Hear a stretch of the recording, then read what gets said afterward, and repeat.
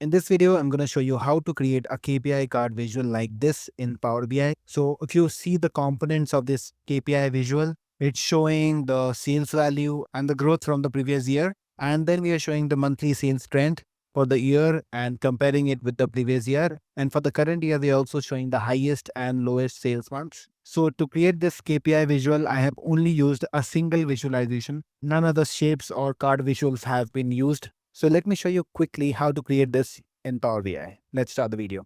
So here we have year slicer in this page. And if you see the data, we have sales data, the date table, and the measures sales, that is sum of sales and previous year sales, which I had calculated like this. So let's take a line chart and we are going to create everything using this visual. We are not going to add any other shapes or any card visual. So let's add this month or month number.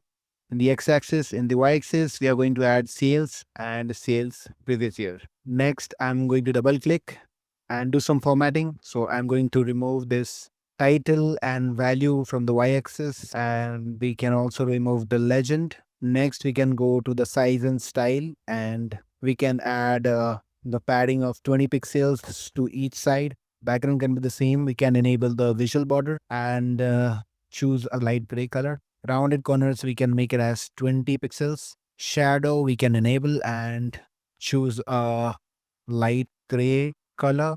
Next, let's format the lines. So let's go to this lines and let's choose sales first. And the width, we can make it as 2. We can decrease the width slightly and choose the color as black. For the previous year sales, we can choose the line style as dashed and width as 2 and the color as light gray. Next, we'll have to highlight the maximum and minimum month sales with green and red.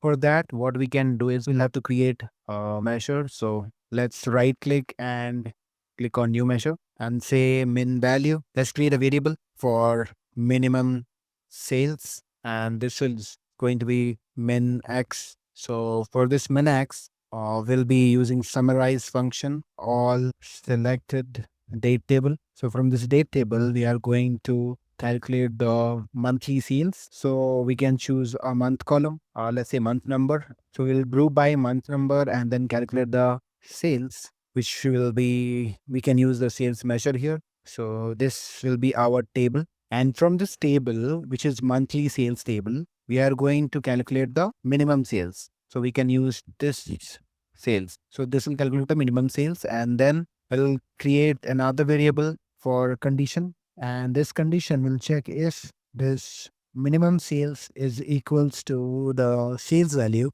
then we are going to show this minimum sales, else we are going to show the blank value. And close this and let's return this condition. So this will be a minimum value measure. We can copy this and create the maximum value. So let's create a new measure and then let's select this min and Control Shift L, and we can replace everything with max. Click on enter. So this will be for max value, and we can use these two in the y-axis. So let's use this minimum and maximum value, and then we can go to the line and we can change the colors for minimum and maximum. So let's choose minimum, and here we can choose a red color. We can choose this red, and for the max value, we can choose a green color. So we have created this monthly line trend with the minimum and maximum month sales. Next, we have to add the sales and the growth. So we will enable the title. So let's go to the title. We'll have to use this title to show the sales value. To use the sales value in this title, we'll have to make the sales as text. Currently, the sales is a whole number or a decimal number. So we'll have to create a measure as sales text. So let's right click and click on new measure, and let's create our sales text measure, and let's say format sales, and let's show it like dollar hash comma hash hash hash. Close the comma and close the bracket. So this will be as text. Now we can use this text in the title. So click on this FX, and in the field value, let's choose text and sales text. Click on OK. Or let's go to the font, and in the font we can use this HUI semi bold, and in the size we can choose as 30.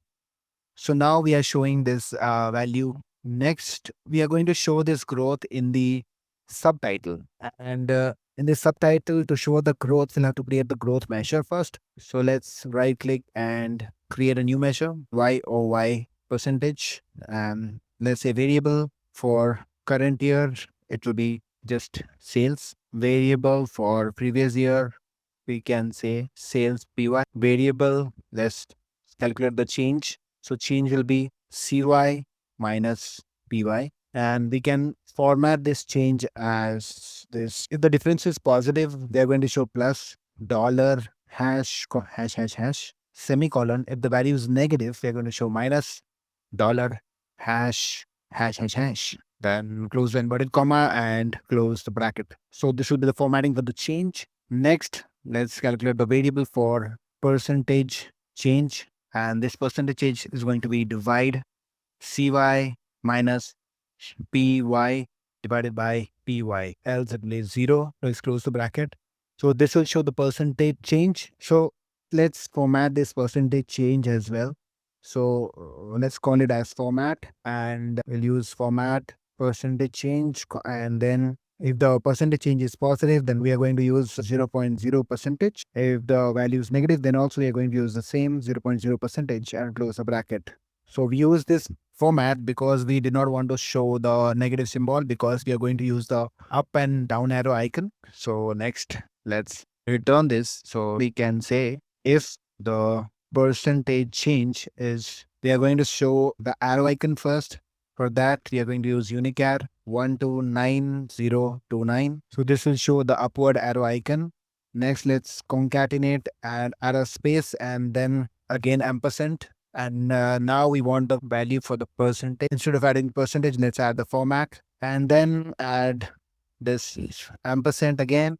We want to show the change with some text. For that, let's add a bracket with some space and close the bracket and add an ampersand again.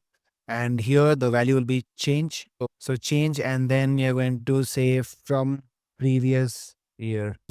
So this is it. Next, let's copy the same line to the next line. So shift alt down and it will be copied. So here just change the arrow icon to downward arrow icon, which will be 129031. And let's close the bracket here and let's click on enter. So this is the text. Next, let's add this text to the subtitle. So click on FX and here let's choose YY percentage. Click on OK and it's showing the correct value.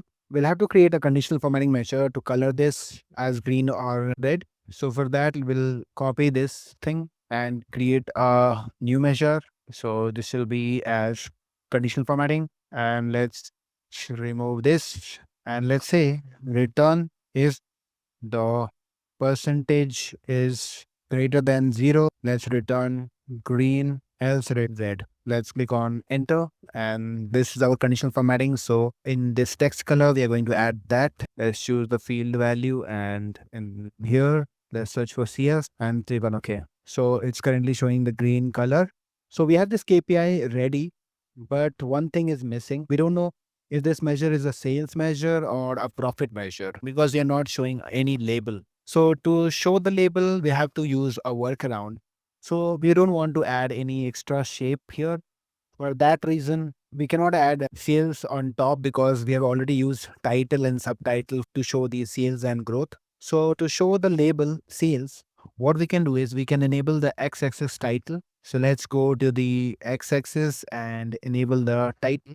Here we are going to show sales and let's change the font to Surgery UI bold. So we cannot increase the size. So I think it will be maximum. So this is how we can create this KPI visual. I hope you found this video useful and you are definitely going to use this in your next project. If you need my help and want to connect one-on-one with me, you can book a call on Topmate. And if you want to buy Power BI reports along with dataset and BRD document, you can check out the products I have here. I have provided the links in the description. See you there. These are the books that I highly recommend buying that can take your Power BI skills to the next level. These 3 books can cover almost all the aspects of Power BI, from DAX to Power Query to the overall Power BI dashboarding. You can find the link of these books in the description. Check them out if you want to level up faster.